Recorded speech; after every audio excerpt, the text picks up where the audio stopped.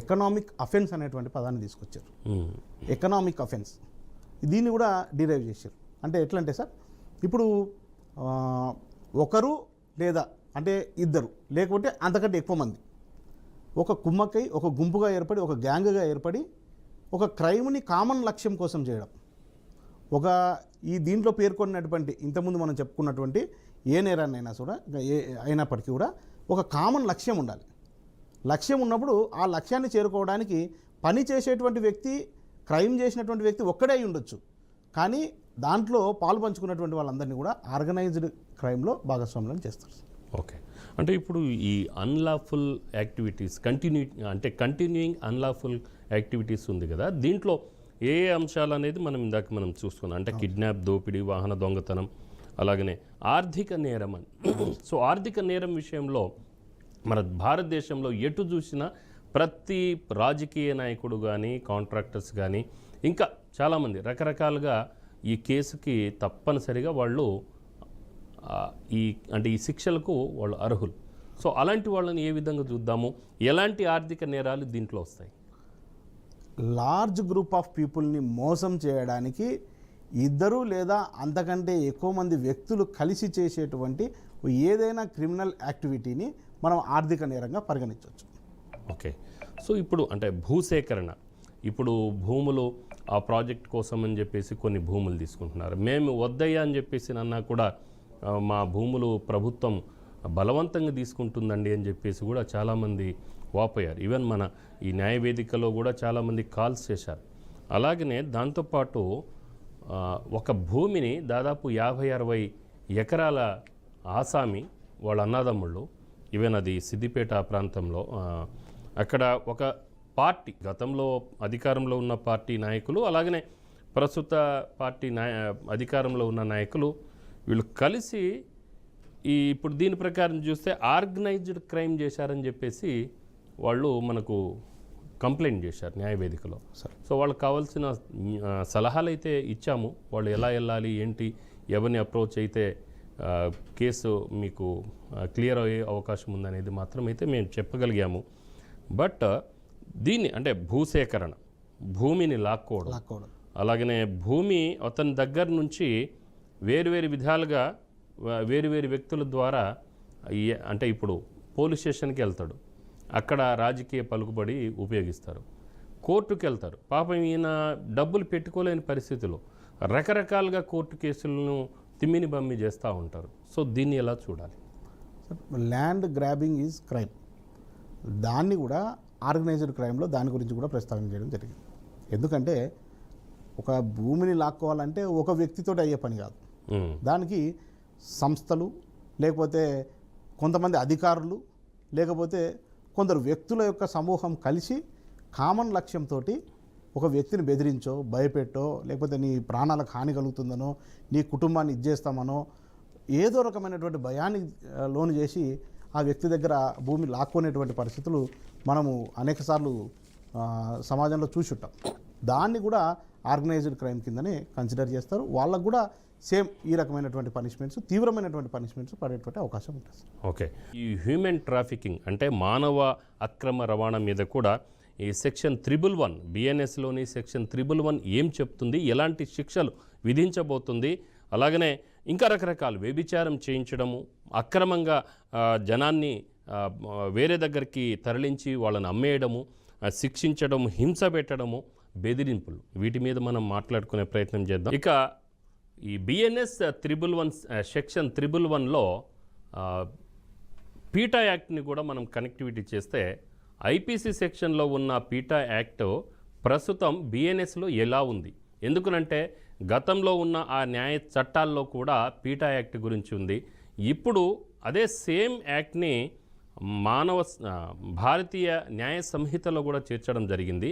అంటే ఎందుకు అంటే ఇక్కడ క్రైమ్ యొక్క తీవ్రత పెరుగుతుందని చెప్పేసి చెప్తున్నారు. కాబట్టి దీని మీద కూడా మనం చర్చించుకునే ప్రయత్నం చేద్దాం.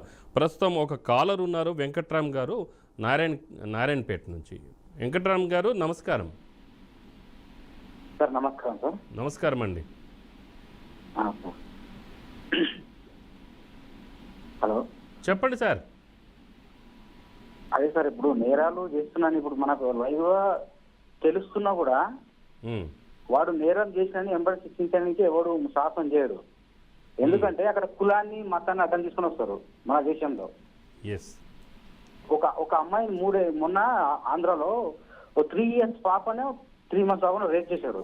ఎస్ వాడు చేసినట్టు తెలిసి కూడా వాని ఎంబడి ఎన్కౌంటర్ చేయకుండా వానికి మళ్ళీ కోర్టు చట్టాలు ఇవన్నీ తీసుకుని అవసరమా సార్? అలాంటివి వాడు దొంగని తెలిసినా కూడా వానికి మళ్ళీ ప్రాసెస్ ఎందుకు? ఎస్ వాళ్ళకి ఎందుకు ప్రాసెస్? ఎంబడి ఎన్కౌంటర్ చేసి పడేయచ్చు కదా. వాడు ఏమని రేపు ఇప్పుడు ఈ కాంగ్రెస్ కమ్యూనిస్టులు ఇంకా సెక్యులర్లు వాళ్ళు ఎవరైనా రేప్ చేసారు అనుకో, ఇప్పుడు ఆమె ఎవరు దిశ అప్పుడు జడ్చర్ల దగ్గర ఒక టోల్ గేట్ దగ్గర ఒక అమ్మాయిని రేప్ చేసి చంపారు. ఉమ్, అప్పుడు అమ్మాయిని రోజు తగిలించారు. Yes. వాళ్ళు అందులో ముస్లింలు అని ఓడిసి వచ్చి ముస్లింలను చంపకూడదు రేప్ చేస్తా అని చెప్తున్నారు. డైరెక్ట్ గా వాళ్ళు అనౌన్స్ చేస్తే ఇలాంటి గొడవలు జరిగినప్పుడు కమ్యూనిస్టులు కాంగ్రెస్ సెక్యులర్లు ఇలాంటి దళితులు దేశం ఉన్నంత వరకు ఇలాంటి ఖచ్చితంగా జరుగుతాయి. వీళ్ళు దాంట్లో మతాన్ని తీసుకొని వస్తారు. వాడు రౌడీ దొంగ అని తెలిసి కూడా మతాన్ని తీసుకొని వస్తారు వాళ్ళు. అలాంటి వాళ్ళ ఫస్ట్ ఫిక్స్ చేస్తారు, వీళ్ళని రేప్ చేసిన వాళ్ళని కాదు. ఇలాంటి వాళ్ళ ఫస్ట్ ఉచిక్ చేయాలి. ఫస్ట్ ఇలాంటి వాళ్ళ కాంగ్రెస్ అయినా ఎవరైనా ఫస్ట్ అక్కడ ఎవరు బీజేపీ అని ఎవరైనా ఉండండి, తప్పు చేసినట్టే తప్పు చేసిన ఎంబడి చేయాలి. ఎస్ సార్, మీ వంతు వాళ్ళని రేప్ చేయకూడదు, వాళ్ళని ఎన్కౌంటర్ చేయకూడదు. అదే ఇలాంటి చట్టాలు ఇంకేం లేదు సార్. శిక్షలు ఖరారు కావాలంటే మీ వంతు మీరు ఏ కృషి చేస్తున్నారు? సార్ మీ వంతుగా మీరు ఏం కృషి చేస్తున్నారు? ఈరోజు మీరు న్యాయవేదికకు ఫోన్ చేసి ఇలా శిక్షించాలని చెప్పేసి అంటున్నారు కదా. సార్ మీ వంతుగా ఒక భారతీయ పౌరుడిగా ఆ శిక్షలు నమోదు కావాలి, శిక్షించాలి. ఒక ఆడబిడ్డకు అన్యాయం జరిగింది అని అంటే ఆ నీచుడు ఎవరైతే ఉన్నాడో వాడిని తప్పనిసరిగా ఉరివేయాలనో ఏదో ఒక డిమాండ్ అయితే ఉంటుంది కదా మీకు కూడా ఇప్పుడు చెప్పినట్టుగా. ఉంటుంది సార్. సో మీ వంతుగా మీరేమైనా చేశారా? సార్ నేను ఇలా మాట్లాడితే నన్ను మతోన్మాది కింద చూపిస్తారు. నేను ఇలా మాట్లాడిన అనుకో వాళ్ళు చూపిస్తారు కానీ మతోన్మాదిని. మీరు మాట్లాడారా? నేను మాట్లాడితే నన్ను మతోన్మాది కింద చేస్తారు. మాట్లాడితే అని అంటున్నారండి. అంటే మీరు భవిష్యత్తుని మీరు ముందే గ్రహిస్తున్నారు. అలా కాదు, ఏదైనా సరే ఇలాంటి ఒక ఆడబిడ్డకు అన్యాయం జరిగినప్పుడు దానికోసం పోరాడటానికి తల్లిదండ్రులే అవసరం లేదండి, పక్కింటి వాళ్ళు రావచ్చు, ఎవరైనా సమాజంలో అయ్యో అనిపించిన ప్రతి వ్యక్తి కూడా స్పందించవచ్చు. వెంకట్రామ్ గారుగా మీరు ఒక ఆడబిడ్డకు తండ్రి ఉండొచ్చు, లేదంటే ఒక ఆడబిడ్డకు అన్యాయం జరిగిందని స్పందించే మీరు ఇలాంటి ఎప్పుడైనా మీరు ఇది ప్రభుత్వానికి నేను ఒక లెటర్ రాయాలి, కోర్టుకు ఒక కేసు పెట్టాలి, లీగల్ ఎయిడ్ సర్వీసెస్ ఉన్నాయి కదా ఉచితంగానే, సో అలాంటి వాటికి మీరు ఎందుకు వెళ్ళలేదు అంటే మీరేమనుకోవద్దు. Okay, right, very good. So sir చెప్పండి, వెంకట్రామ్ గారు చెప్తారు. ఇప్పుడు ఇన్స్టాంట్ డెసిషన్ మన దగ్గర ఉండదు సార్ అది. ఎందుకంటే దానికి పలు కారణాలు. ఎవరైనా సమాజంలో ఉన్న ఎవరికైనా సరే ఇటువంటి దారుణమైన సంఘటనలు జరిగినప్పుడు ఇమ్మీడియట్గా రియాక్ట్ కావాలని కోరుకుంటారు. ఒకటే ఎన్కౌంటర్ ఎందుకు జరగాలి, నంబర్ ఆఫ్ ఎన్కౌంటర్స్ ఎందుకు జరగొద్దు అని కోరుకుంటారు. కానీ చట్టం అట్లా చూడదు సార్. ఫస్ట్ కోర్టులో కూర్చున్నటువంటి జడ్జి ఏ ఒక్క వ్యక్తి యొక్క లేకపోతే ఏ ఒక్క పార్టీ యొక్క అభిప్రాయానికి ప్రలోభించబడి ఉండడు, ఎవరి మీద ఇంట్రెస్ట్ ఉండదు ఆయనకు. బేస్డ్ ఆన్ ఫ్యాక్ట్స్, జరిగినటువంటి ఫ్యాక్ట్స్కి తగ్గట్టు ప్రొడ్యూస్ చేసేటువంటి ఎవిడెన్సెస్, ఈ సాక్ష్యాధారాల దాని మీదనే ఈ తీర్పులు అనేటివి ఇవ్వడం జరుగుతుంది.